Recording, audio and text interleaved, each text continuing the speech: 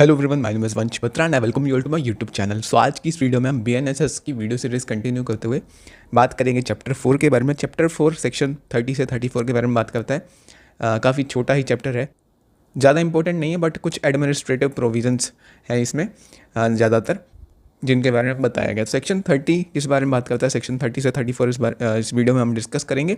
Section 30 किस बारे में बात करता है? सेक्शन 30 की हेडिंग है powers of police, superior officers of police. जो सुपीरियर ऑफिसर्स होते हैं पुलिस में, उनकी पावर्स बताई गई है। बेरेक्ट लैंग्वेज क्या कहती है? Police officer superior in rank to officer in charge of police station. जो भी पुलिस ऑफिसर्स हैं जो कि officer in charge of police station से सुपीरियर रैंक के ऑफिसर्स हैं। Officer in charge of police station, officer in charge of police station कौन होता है?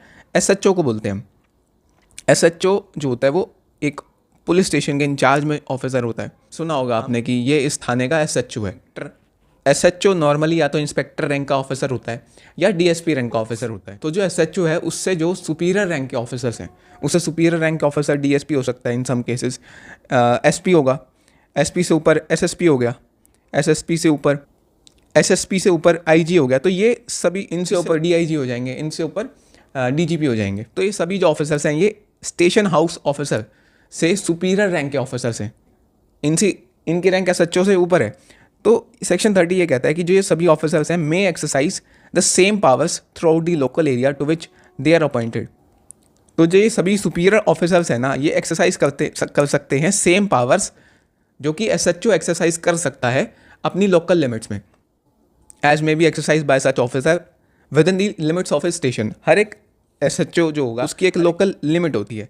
फॉर एग्जाम्पल, अगर ये एक डिस्ट्रिक्ट है, ठीक है, ये पूरा एक डिस्ट्रिक्ट है, एक ज़िला है, ये जो पार्ट है इसमें इस एसएचओ की पावर, मतलब जो एसएचओ की पावर है इस पार्ट में है, इस पार्ट में एसएचओ अपनी पावर एक्सरसाइज कर सकता है। ऐसे ही होता है ना कि जो थाना होता है वो ऐसा थोड़ी कि पूरा का पूरा डिस्ट्रिक्ट कवर करता है। एक थाना कोई अलग एरिया कवर करता है, दूसरा थाना दूसरा एरिया कवर करता है। थाने का एसएचओ होता है। तो ये जो एसएचओ के पास जो पावर्स होती हैं, ये सभी पावर्स ये सुपीरियर ऑफिसर्स एक्सरसाइज कर सकते हैं। फॉर एग्जाम्पल, अगर एक चोरी का केस आ गया, ठीक है, तो मान लो उसका जो इन्वेस्टिगेशन कर रहा है, थोड़ा मान लो नेताजी के घर चोरी हो गई है और वो जो इन्वेस्टिगेशन कर रहा है वो एसएचओ कर रहा है, तो एसपी आके कह सकता है कि मैं टेक ओवर करूँगा, मैं इस केस में इन्वेस्टिगेशन करूँगा चोरी के बारे में जो थेफ्ट हुई है। इनफैक्ट एसएसपी या आईजी भी आके कह सकते हैं कि इस केस को मैं हैंडल करूँगा एसएचओ से लेकर। और वैसे सोचे तो बिल्कुल फेयर है, बिकॉज एसपी के अंडर तो ये पूरा जिला आएगा। एसएचओ के अंदर तो ये एक थाना आता है, पर एसपी के अंडर तो ये पूरा का पूरा जिला आएगा, ठीक है। ऊपर जो एसएसपी होंगे उनके अंडर 2-3 जिले आ सकते हैं। फिर जो आईजी होंगे उनके अंडर 3-4 एसएसपी आ सकते हैं। तो ये सारा हायरार्की सिस्टम होता है पुलिस में। आगे section 31 public went to assist magistrates and police. तो हेडिंग कहती है कि कब पब्लिक जो होगी वो सहायता करेगी, असिस्ट करेगी मजिस्ट्रेट या पुलिस की। तो ये कहता है बेरक कि every person is bound to assist a magistrate और police officer reasonably demanding his aid. हर एक इंसान बाउंड है असिस्ट करने के लिए, हेल्प करने के लिए मजिस्ट्रेट की या पुलिस ऑफिसर की। जो मजिस्ट्रेट या पुलिस ऑफिसर डिमांड कर रहा है उस पर्सन की एड, किस पर्पस के लिए वो पर्सन बाउंड है एड करने के लिए? सबसे पहले इन टेकिंग और preventing the escape of any other person. जिस पर्सन को पुलिस ऑफिसर या मजिस्ट्रेट ऑथराइज है अरेस्ट करने के लिए और वो भाग रहा है, मान लो, अब वो भागे ना, अगर वो भाग रहा है तो उसको पकड़ने के लिए अगर एड मांग रहे हैं पुलिस ऑफिसर या मजिस्ट्रेट, तो जो पर्सन है वो बाउंड है हेल्प करने के लिए। अगर हेल्प नहीं करेगा तो ये सेक्शन 222 बीएनएस में सजा भी है। फिर दूसरा, कोई पीस के सेपरेशन में कोई दंगा फसाद हो रहा है जिससे शांति खराब हो रही है ज़िले की, तो कुछ ऐसी सिचुएशन आ सकती है कि कॉमन जो मैन होता है उसको हेल्प करने के लिए बोल दिया जाए। C in prevention of any injury attempted to be committed to any public property. कोई पब्लिक प्रॉपर्टी को नुकसान पहुंचा रहा है उसको प्रिवेंट करने के लिए भी एड मांगी जा सकती है। और अगर रिफ्यूज़ करता है वो इंसान तो सेक्शन 222 में सज़ा बताई गई है। सेक्शन 32 क्या कहता है? फिर से एक मिनट, हाँ, सेक्शन 32 बात करता है aid to person other than police officer executing warrant. ये बात करता है एक ऐसी सिचुएशन के बारे में जहाँ पर एक दूसरे पर्सन को वारंट डायरेक्ट किया गया है। नॉर्मली क्या होता है, पुलिस ऑफिसर वारंट एग्जीक्यूट करता है, मतलब अगर वारंट एग्जीक्यूट किया गया तो वो पर्सन को अरेस्ट जो करके लाएगा वो पुलिस ऑफिसर होता है।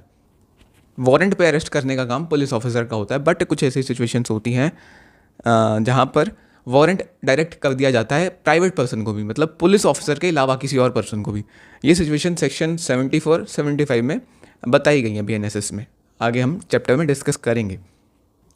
तो सेक्शन 32 क्या कहता है कि अगर वारंट डायरेक्ट किया गया है एक पर्सन को जो कि पुलिस ऑफिसर नहीं है, तो कोई भी अदर पर्सन, मतलब मान लो एक्स को अरेस्ट करके लाना है वाई को, अब यहाँ पर ए खड़ा है, ए जो है एक्स की हेल्प कर सकता है इस वारंट को एग्जीक्यूट करने में, वाई को अरेस्ट करने में, बस सेक्शन 32 में ये बात लिखी गई है। तो एनी अदर पर्सन, मतलब कि जो ए है वो may aid in the execution of such warrant if the person to whom warrant is directed be near at hand and acting in execution of warrant. अगर ये एग्जीक्यूट कर रहा है एक्स तो ए इसकी हेल्प कर सकता है, बस इतनी बात लिखी गई है इसमें। आगे सेक्शन 33 की हेडिंग है public to give information of certain offences. देखो क्या होता है, जैसे कि आप जिस लोकेलिटी में रहते हो, अगर आपको ये पता चला कि आसपास जो आपका पड़ोसी ही है या कोई 4 घर छोड़ के कोई घर है, आपकी लोकेलिटी में कोई घर है जो कि प्लानिंग कर रहा है कुछ सीरियस ऑफेंस करने का, जैसे कि मर्डर करने का, किसी टेररिस्ट एक्टिविटी करने का, ऑर्गेनाइज क्राइम करने का, अनलॉफुल असेंबली में इन्वॉल्व होने का, मतलब 5 लोग जब मिलकर ब्रीच ऑफ पीस करते हैं, कोई दंगा फसाद करते हैं, कोई और ऑफेंस करते हैं, 307 309 से 312, कोई प्लानिंग कर रहा है चोरी करने की किसी के घर में, कोई प्लानिंग कर रहा है रॉबरी की, कोई प्लानिंग कर रहा है डेकोइटी की, अगर आपको पता चल जाता है, किसी और को पता चल जाता है, जितने भी यहाँ पर सेक्शंस दिए गए हैं कि किसी पर्सन की इंटेंशन है इनमें से कोई भी ऑफेंस कमिट करने की, जो कि BNS में दिए गए हैं, ये सेक्शंस जो कि बताए गए हैं यहाँ पर, अगर कोई भी पर्सन अवेयर है दूसरे की इंटेंशन के बारे में, तो उसको जल्दी से जल्दी ये इन्फॉर्मेशन नियरेस्ट मजिस्ट्रेट या पुलिस ऑफिसर को देनी चाहिए। रीजनेबल एक्सक्यूज़ है तो अलग बात है, बट इन नॉर्मल सर्कमस्टांसेस जो भी अवेयर है ऐसे क्राइम के बारे में कि ये क्राइम हो सकता है, तो उस पर्सन को मजिस्ट्रेट को या पुलिस ऑफिसर को ये इन्फॉर्मेशन देनी चाहिए।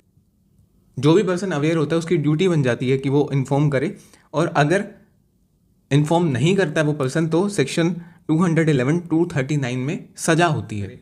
ओमिशन अगर आप करोगे कोई और पर्सन करेगा तो इन दोनों सेक्शंस में लाइबिलिटी बन जाती है। इस सेक्शन में ऑफेंस का मतलब वो है जो कि इंडिया के बाहर भी अगर कमिट होता, पर अगर वो इंडिया में ऑफेंस होता तो ऑफेंस की डेफिनेशन के अंदर वो आ जाएगा। अगर समझ नहीं आई ये लाइन तो सेक्शन 1 पढ़ो जाके। सेक्शन 1 की मैंने वीडियो अपलोड की है। कौन सा सेक्शन 1 की? सेक्शन 1 BNS की। लास्ट एक सेक्शन रह गया सेक्शन 34। ये भी सेम ही सेक्शन है लगभग, बस इसमें जो ड्यूटी बताई गई है वो जो गांव में जो सरपंच हैं, पंच हैं, मेनली जो ये सेक्शन है वो विलेज को कवर करता है कि विलेज में अगर सरपंच को पता है, पंच को पता है, कोई पटवारी है उसको पता है कि ऑफेंस होने वाला है, या कोई चोरी का सामान बेचता है गांव में, इन चीज़ों की जो इन्फॉर्मेशन है वो पुलिस को या मजिस्ट्रेट को देनी होती है। उसी के बारे में सेक्शन 34 है। ये क्या कह रहा है? Every officer employed in connection with the affairs of A village. तो हर एक ऑफिसर जो कि एम्प्लॉय किया गया है in connection with the affairs of village. इसमें कौन कौन से पर्सन आ सकते हैं? जैसे मैंने बताया सरपंच, पटवारी, और भी काफ़ी पर्सन आ सकते हैं। चौकीदार हो गया, स्कूल का हेडमास्टर वगैरह हो गया, जो प्रिंसिपल होते हैं।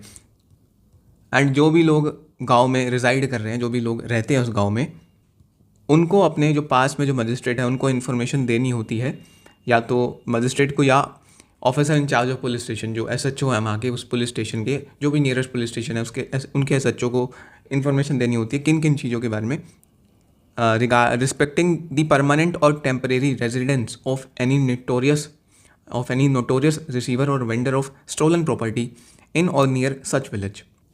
कोई चोरी का सामान है, बेचता है, खरीदता है उस विलेज में या उस विलेज के पास, अगर उस पर्सन के बारे में पता है तो उसकी इन्फॉर्मेशन दो। अगर रीजनेबली सस्पेक्ट, एक शक पैदा होता है कि ये वो जो पर्सन है रोबर है, एस्केप कन्विक्ट है, मतलब भागा हुआ कैदी है, प्रोक्लेम्ड ऑफेंडर है। प्रोक्लेम्ड ऑफेंडर होता है जिसके अगेंस्ट घोषणा की जाती है कि अपराधी है। किसी पर्सन को समन भेजा गया, कोर्ट में आने का नहीं आया, फिर वारंट इशू किए गए, वो मिला ही नहीं, वो भाग रहा है, ठीक है, समन से भी भाग रहा है, वारंट से भी भाग रहा है, फिर उसको एज एन ऑफेंडर प्रोक्लेम्ड कर दिया जाता है, मतलब घोषित कर दिया जाता है कि अपराधी है। ऐसे पर्सन के बारे में अगर पता है तो इन्फॉर्मेशन देनी चाहिए है। C क्लॉज क्या कहता है? द कमीशन ऑफ और इंटेंशन टू कमिट। सेक्शन 189 या सेक्शन 191 से रिलेटेड कोई ऑफेंस करने की अगर इंटेंशन है, ऑलरेडी कमिट हो चुका है ऑफेंस, सेक्शन 189 191 अनलॉफुल असेंबली के बारे में बात करते हैं। जब 5 लोग मिलकर कोई ऑफेंस कमिट करते हैं, सेक्शन 191 रॉयटिंग के बारे में बात करता है। तो इनकी अगर इन्फॉर्मेशन है तो इन्फॉर्मेशन देनी चाहिए। क्लॉज डी का कह रहा है करेंस इन और नियर सच विलेज, उस विलेज में या उस विलेज के आसपास कोई अननेचुरल डेथ हो गई है और जिस सर्कमस्टांसिस में वो डेथ हुई है उस पर सस्पिशन रेज किया जा सकता है, शक किया जा सकता है। कोई डेड बॉडी बरामद हुई है या डेड बॉडी का कोई पार्ट बरामद हुआ है जिससे ये सस्पिशन जाता है कि डेथ हुई है विलेज के आसपास या विलेज में। और disappearance from such village of any person, या कोई इंसान गुम ही हो गया, मतलब अभी दिखता था 3-4 दिन पहले तक, अब गुम है, मिल ही नहीं रहा है, या 1 हफ्ता हो गया मिल ही नहीं रहा है। तो इन अगर ऐसे कुछ सर्कमस्टांसेस हुए हैं तो इन्फॉर्मेशन देनी चाहिए नियरेस्ट मजिस्ट्रेट को या पुलिस ऑफिसर को। इन सेक्शंस में जो ऑफेंस दिए गए हैं ये ऑफेंस कमिट हुए हैं या इंटेंशन है इन ऑफेंसेस को कमिट करने की, मर्डर से रिलेटेड ऑफेंस हैं, टेररिज्म से रिलेटेड ऑफेंसेस हैं, ऑर्गेनाइज क्राइम से रिलेटेड ऑफेंसेस हैं, डेकोइटी, थेफ्ट से रिलेटेड ये सभी ऑफेंसेस हैं। क्लॉज एफ क्या कह रहे हैं, उस बात की भी इंफॉर्मेशन देनी है, any matter likely to affect the maintenance of order और प्रिवेंशन ऑफ क्राइम, जिससे कोई ऑर्डर जो पास किया गया है वो मेंटेन हो सके, सही तरीके से एग्जीक्यूट हो सके, या फिर प्रिवेंट किया जा सके कोई क्राइम, या अगर किसी पर्सन या प्रॉपर्टी की सेफ्टी का सवाल है जिसके रिगार्डिंग डीएम ने ऑलरेडी ऑर्डर पास कर रखा है कि ये जो पर्सन है या ये जो प्रॉपर्टी है इसको अगर खतरा हो तो डायरेक्ट करना है उनको, कि मान लो कोई प्रॉपर्टी है गांव में, ठीक है, इस प्रॉपर्टी के आगे ये बोल रखा है जैसे ही 10 लोग से ज़्यादा दिखें तो इन्फॉर्म करना मुझे, डीएम ने बोल रखा है। और ये जो ऑर्डर पास किया गया इसके लिए previous sanction of state government जो राज्य सरकार है उसकी प्रीवियस सेंक्शन भी लिया गया है, राज्य सरकार की अनुमति भी ली गई है ऑर्डर पास करने से पहले। और उस ऑर्डर में बोला गया, जो भी बोला गया कि इस घर के पास जैसे ही 10 लोग दिखे तो कम्युनिकेट करना है, तो उस केस में कम्युनिकेट करना है डीएम को या मजिस्ट्रेट को या पुलिस ऑफिसर को नियरेस्ट। ये कुछ मतलब बताया हुआ है कि विलेज का मतलब होता है विलेज में लैंड्स भी इंक्लूड होगी, officer employed in connection of village, हमने एग्जांपल देख लिए कौन कौन होगा।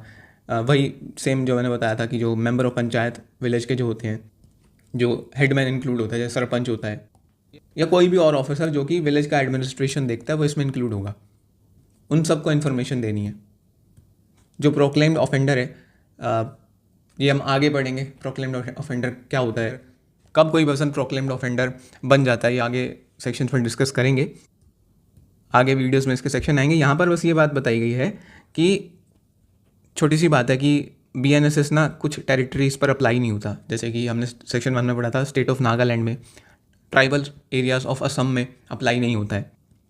तो पॉइंट 2 ये कह रहा है कि अगर सपोज करो नागालैंड में कोई कोर्ट है, कोई अथॉरिटी है जिसने एक एक्स पर्सन को घोषित किया है ऑफेंडर, प्रोक्लेम्ड किया है ऑफेंडर, घोषित किया है ऑफेंडर, तो उस केस में वो पर्सन मान लो उस जगह पर आ गया जहाँ पर ये BNSS अप्लाई होता है, मान लो ये दिल्ली में आ गया, तो दिल्ली में भी क्या इसको प्रोक्लेम्ड ऑफेंडर मानेंगे या फिर नहीं मानेंगे, बिकॉज जिस अथॉरिटी ने, जिस कोर्ट ने इसको प्रोक्लेम्ड एज एन ऑफेंडर किया है वहाँ पर BNSS अप्लाई नहीं होता है। तो क्या ये दिल्ली आ गया तो उस केस में इसको हम प्रोक्लेम्ड ऑफेंडर मानेंगे या फिर नहीं मानेंगे, तो इस डेफिनेशन के अकॉर्डिंग उसको मान लेंगे। बस यहाँ पर एक कंडीशन है कि जो ऑफेंस पनिशेबल होना चाहिए वो 10 साल से ज़्यादा होना चाहिए, 10 साल लाइफ इम्प्रिजनमेंट या डेथ उसकी सज़ा होनी चाहिए। इससे छोटा कोई ऑफेंस है तब उसको हम प्रोक्लेम्ड ऑफेंडर नहीं मानेंगे। सो ये होप्सो आपको समझ आएगा। यही थी वीडियो, एंड करते हैं वीडियो को। होप्सो आपको अच्छी लगी होगी, समझ आया हो तो लाइक कीजिएगा, चैनल में नए हो तो सब्सक्राइब करना, कमेंट करो। इंस्टाग्राम टेलीग्राम का जो लिंक है डिस्क्रिप्शन बॉक्स में दिया गया है। सही था आज के लिए, that was it for today, have a nice day.